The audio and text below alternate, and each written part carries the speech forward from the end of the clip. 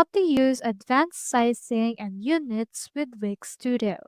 So if you want to use the max sizing units, you can have the friend just click on any element that you want to actually apply it with. So once you have clicked onto that element, click onto this icon right here, which is our inspector. And then from in there, you can see the sizes. And in here, you can see the responsive behavior. So you can just choose in here the responsive behavior that you would want. Or you can also click onto the three dots onto the size option. And we have in here this advanced settings. You can enable that right here and it should be able to show us the advanced sizing units. So just put in here the desired width, minimum, the maximum, or anything that you want it to be. So here are the units. It actually uses percentage.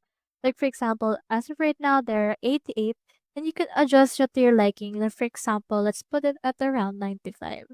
And it should be adjusted based on that. So that's how you use advanced sizing and units with Wix Studio. Hope we helped.